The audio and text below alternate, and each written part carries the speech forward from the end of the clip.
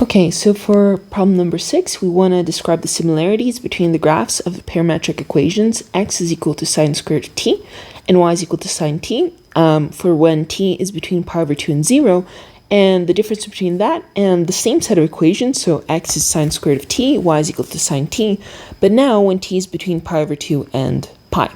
So we're going to begin by eliminating the parameter t. And to do that, we have our equations x is equal to sine squared of t and y is equal to sine of t.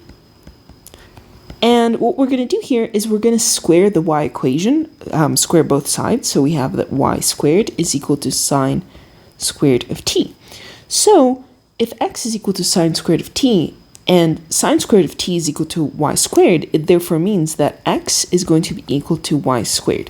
So this is our equation expressed in terms of x and y, where what we're doing here is we're treating y as the input and x as the output. And that's the difference between the parametric equation where t was the input and both x and y were outputs.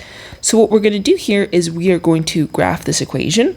And this is just a parabola that opens up sideways. So we're going to have the point, that's going to be the point 1, 1, and then 1 minus 1, and then it does something like this. So let me label this. This is 1 minus 1, and this is 1 comma 1. Okay. So this is not the path of the equation. We haven't drawn the direction or anything, but just for you guys to see kind of what that looks like. So for the first situation, we begin where t is equal to 0, and then it goes all the way to pi over 2. So let's see what happens when t is equal to 0. Well, remember that y is equal to sine of t. So y is going to be equal to sine of 0, which therefore means that y is going to be equal to 0.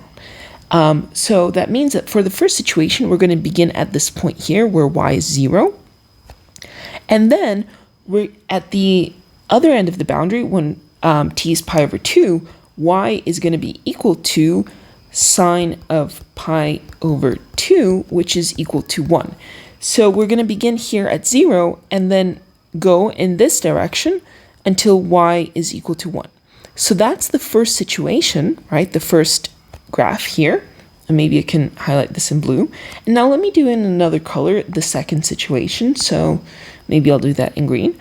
For the second one, we're going to begin where t is equal to pi over 2. So if t is equal to pi over 2, remember we just did this. Y is equal to sine of t, so y is equal to sine of pi over 2, which is equal to 1. So we're going to begin at the point where y is equal to 1. We're going to begin up here, and then we're going to end where t is equal to pi. So if I do here y is equal to sine of pi, it means sine of pi is 0, then y is equal to 0. So we begin at the point where y is equal to 1, and we're going to go in this direction until we hit the point y is equal to 0. So we can see here that the first situation, we're going in this path of a parabola. However, we begin at the point, so begin at the point 0, 0, end at the point 1, comma 1. So we go from down to up.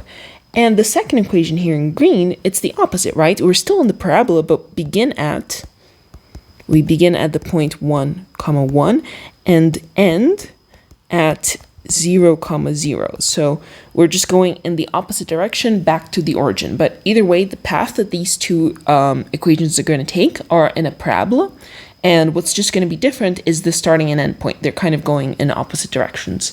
So that is it for problem number 6.